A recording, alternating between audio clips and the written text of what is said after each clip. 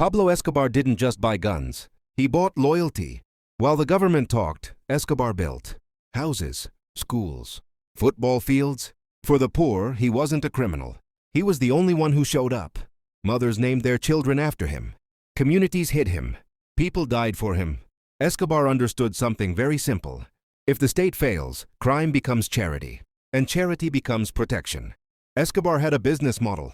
Bribe the system. If that fails, kill it. Plata o plomo. Silver or lead. Judges disappeared. Journalists were silenced.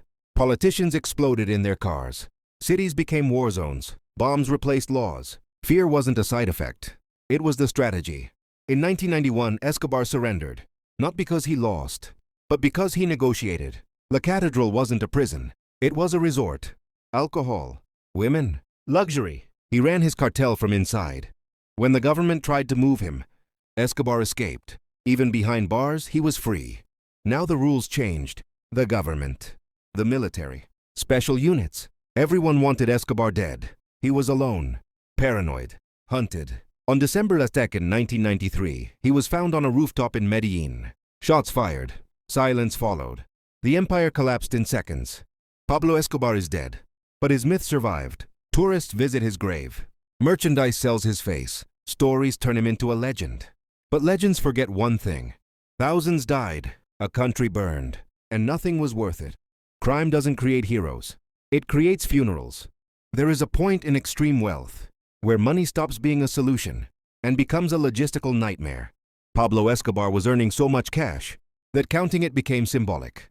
Hundreds of millions of dollars every single week. But here's the problem with illegal money. You can't just walk into a bank with it. So the Medellín Cartel stored cash in warehouses, safe houses, abandoned farms, underground vaults built in jungle clearings. They wrapped it in plastic, stacked it in barrels, buried it in the earth, and nature did what governments couldn't. Humidity soaked through the bundles. Mold spread silently. Rats chewed through millions of dollars. Not metaphorically, literally. Escobar reportedly wrote off billions every year as spoilage. Imagine being so wealthy that you budget for money rotting. At that scale, money isn't currency anymore. It's inventory, and inventory must move. So violence increased, distribution accelerated, risk expanded. Because when you can't store wealth safely, you spend it on power. More weapons, more bribes, more influence. And slowly, money stopped being the goal. Control became the addiction. Escobar wasn't building wealth anymore. He was feeding momentum. And momentum has only one direction. Forward, until it crashes. Every empire promises protection. But protection is selective. Escobar claimed he did everything. For his family. For his wife. For his children.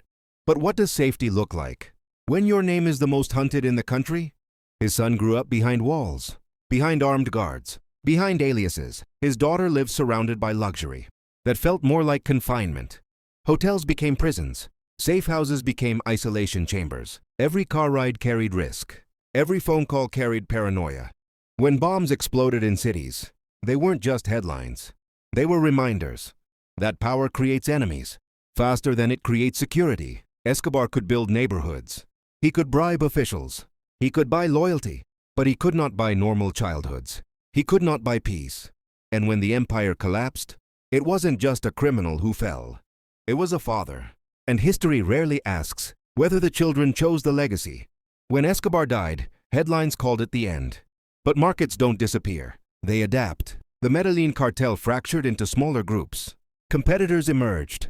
Violence decentralized. Instead of one powerful structure, there were many unstable ones. And instability is more dangerous than control. The cocaine trade didn't collapse. It diversified. New routes, new leaders, new strategies. Escobar had been ruthless, but he was also strategic. After him, brutality often came without restraint. Because once a model proves profitable, someone will repeat it. The war didn't end. It changed shape, and Colombia had to rebuild.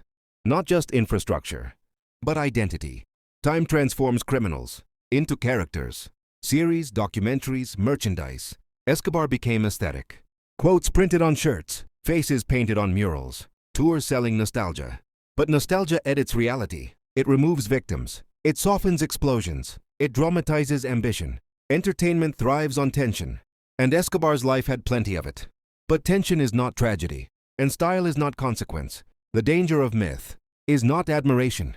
It is simplification.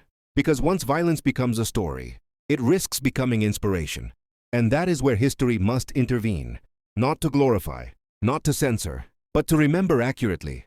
In the end, Pablo Escobar had everything money could buy, and nothing money could keep. He controlled markets. He influenced politics. He terrified institutions. But he could not escape time or consequences. Empires built on fear are loud in life and silent in death.